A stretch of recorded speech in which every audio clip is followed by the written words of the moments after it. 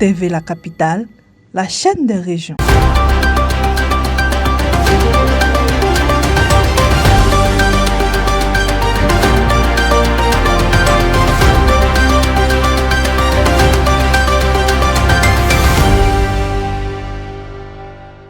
À Korogo, plus de 550 conducteurs d'engins à 2 et 3 roues ont bénéficié du 19 au 27 janvier 2026 d'une formation aux gestes de premier secours et au comportement responsable en circulation. Cette initiative portée par le cabinet Express Auto-École vise à prévenir les accidents de la route et à réduire les pertes en vie humaine, les conducteurs de motos et de tricycles étant particulièrement exposés aux risques routiers. Animés par des formateurs de la Gendarmerie nationale et du regroupement sapeurs-pompiers militaires, les sessions ont permis aux participants d'acquérir des compétences essentielles, notamment la lettre rapide des secours, la sécurisation des lieux d'accident, la prise en charge des blessés et le respect du code de la route. Les bénéficiaires ont salué cette initiative et exprimé leur engagement à appliquer les connaissances acquises afin de contribuer à la circulation plus sûre à Korogo.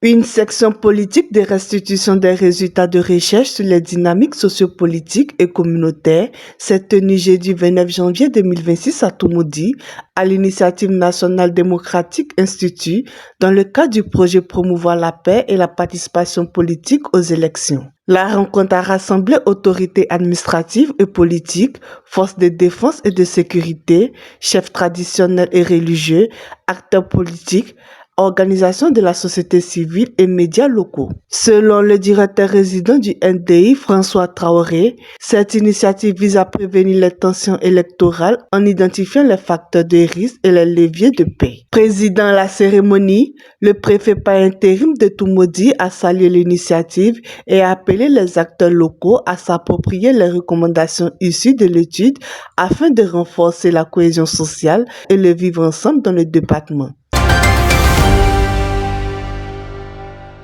À Panagala, village situé à une vingtaine de kilomètres de Dabakala, un câble électrique de moyenne tension décroché de ces poteaux constitue depuis plusieurs mois une grave menace pour la sécurité des populations. Traînant au sol à l'entrée du village, à proximité immédiate de l'école primaire, il expose particulièrement les élèves et les habitants à un risque permanent d'électrocution.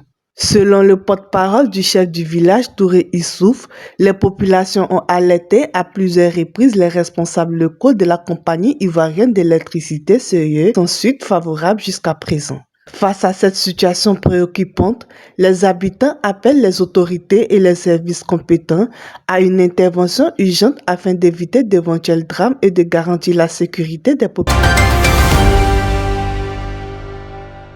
Le ministre de l'Hydraulique, de l'Assainissement et de la Salubrité, Amédée Kouakou, a fait réaliser 2 pompes à motrice humaine dans le campement de Konankofukro et Moussoukro, situés dans la sous-préfecture de Guépawo, environ 35 km de Oumé. Ces infrastructures destinées à améliorer l'accès à l'eau potable pour plus de 500 habitants ont été officiellement remis aux populations mercredi 28 janvier 2026 par le député de la circonscription Oumé-Guépawo, Dr Lago Kofiflo. Lors de la cérémonie, la parlementaire a invité les bénéficiaires à préserver les ouvrages et à s'engager dans le développement local. Elle a également exprimé l'espoir de voir d'autres projets hydrauliques se réaliser dans la zone, soulignant l'importance de l'accès durable à l'eau potable pour les communautés rurales.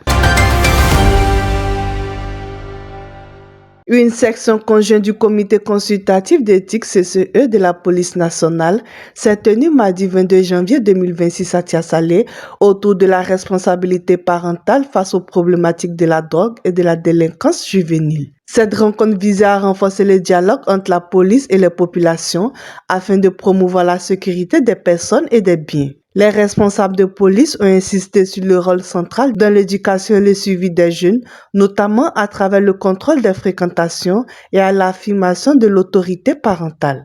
Ils ont également appelé à une collaboration étroite entre la population et la police, soulignant l'importance de la police de proximité et de la transmission d'informations utiles pour prévenir la consommation et le trafic de drogue chez les jeunes.